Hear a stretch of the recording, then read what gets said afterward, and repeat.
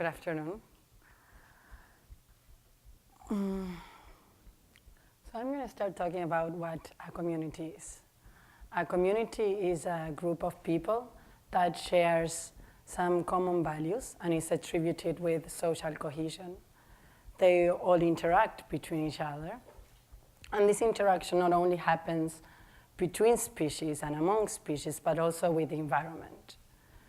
So I'm interested in these interactions, and especially in the mutual interactions, which is where both species win because they are collaborating while they interact.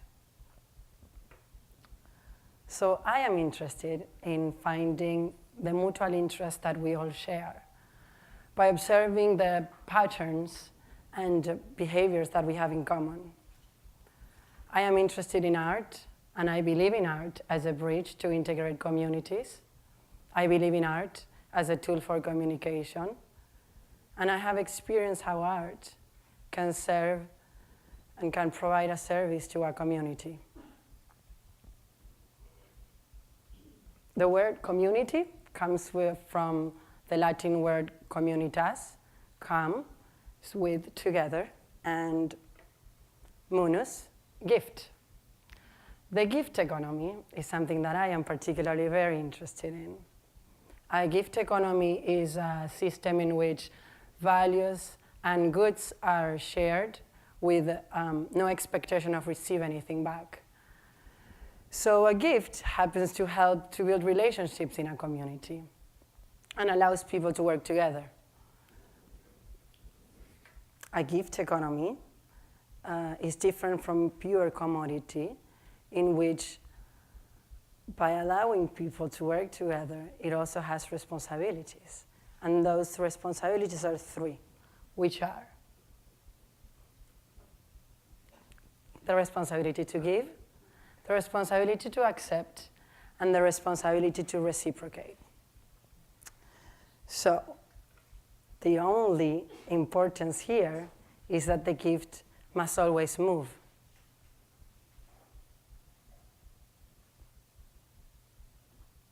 Oh Miami is a festival that happened for the first time this year in Miami. I guess that you all know that April is the poetry month in America. I found out this year. And these two guys from Miami community, they decided to start a festival where they will have the endeavor to approach every citizen in Dade County with a poem during the entire month. And I thought that was quite a challenge. I was just inspired by the challenge. I am not a poet. I don't write poetry, but literature, it's been always an inspiration to me. So I gave them a call, said, hey guys, I like what you're doing. I want to be part. Do you need help in your office? I don't know, just like organizing papers. And they're like, no, we want you part of it.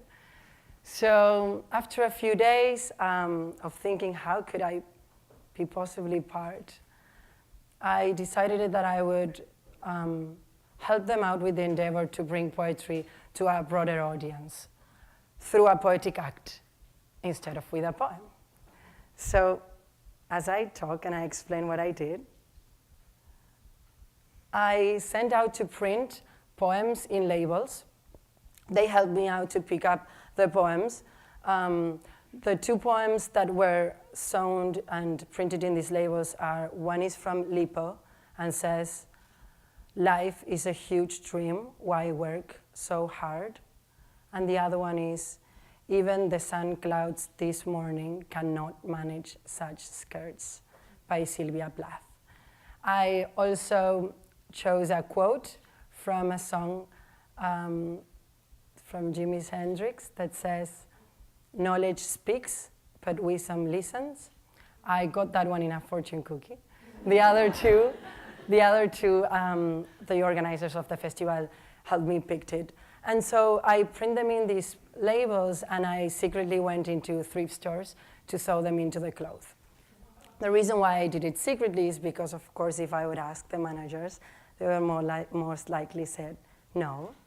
I also like the risk. I like the adventure. And I really like the idea of surprising someone. So I sewed hundreds of these poems everywhere. That's where I got creative. So not only behind the neck, but also like underneath the sleeves and inside the pockets and bags and purses and ties. And in pants, I like sewing them right next to the zipper, so when you open your pant, you never miss it. And I decided to do it in the hangers. Many people have asked me why I don't take the clothing to the dressing room and do it there, but that will require me to then organize the clothes back, and I got really good at doing it fast, and it just seems that I'm looking through the cloth instead of sewing.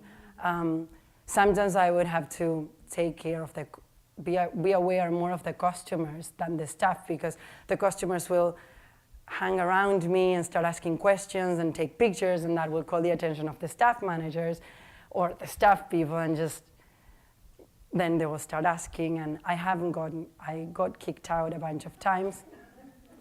Not a big deal. I'm really not ruining the clothes, I'm just adding something, so. Yeah, the customers are actually the ones that put me in a very risky position. But other than that, no one really can tell that I am sewing in the clothes. So these are some images of a thrift store in Miami. I sewed in over 10 thrift stores, I think like almost 500 pictures, 500 poems. And I also brought it to a very special place, which is the Lotus Shelter. Here are some images of the poems that I sewed in Miami. I also took it to, well, when the Poetry Month was over, I decided that didn't mean that I needed to end this project. Who cares? I can be doing this all my life. So I was in a trip to Germany, and I printed out some poems in German, and I sewed them in Berlin. And now it's just a lifelong project. There's no reason to stop. And I brought it to Lotus Shelter. Lotus Shelter is a shelter for women. They're homeless. I started working with them a few years ago. And I started by hosting a sewing workshop. Every Sunday, they get together for tea. So one Sunday, I brought the poems. They were super excited to sew these poems in their clothes. I helped them. Part of the sewing workshop is to help them sew, but something interesting, so bringing my art into the shelter and really share what I'm doing outside and have no difference of what can happen in there. So, well, this is an image of one of them sewing into their clothes. But this quickly became a way of helping them write a poem. So I helped them write one-sentence poems that maybe had inspired them to keep on going in their lives. So the results were amazing. Hundreds of hours of conversation, having these women just sitting in circle, talking about life, about their stories, sometimes very intense moments. But overall, a wonderful experience. These women live in the same house, and sometimes they don't even know their names. So art became a community builder, a way to bring them together. Every year, they organize a very big fundraiser, and for this year, these poems that they wrote were sent out to printing poems in labels, and together with my collaborator, Anthony Spinello, we're going to be hosting a little sewing booth service where we're going to be sewing it into people's clothes and give this message away. So the idea is to put poetry in motion. The idea is to have the poems move, the gifts move, just as I was saying before. The idea is that the gift keeps on moving. And if I have something that I can give away, why wouldn't I? The effect was incredibly positive. I have received hundreds of females in my in my inbox thanking me for doing the world a better place. I have received poems written for me. And I have even received clothes in the mail for me to sew the poems and send them back. So I consider this a poetic act. And I see poetry in the world. Things are poetry to me. Places and things are alive. We make them alive.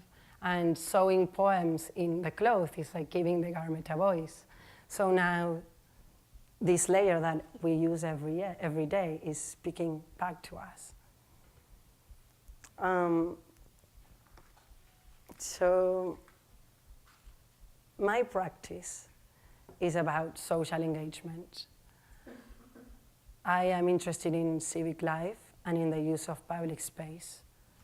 And I'm pretty sure that with the help of everyone and with interaction and collaboration, a social and a cultural change can be shaped. I am interested in approaching audiences in creative ways, and I'm going to practice with all of you today. I encourage you to say it out loud. So you guys need to repeat with me. I believe in magic. I believe in magic. I think we can do much louder. One more time. I believe in magic. I believe in magic. That sounds really good. So it is with positive thinking that we can have positive impacts. It is with collaborative working how we can learn to relate. And with consciousness that every single act and every single action we make has an impact on the whole. The more we are, the louder it gets. Thank you.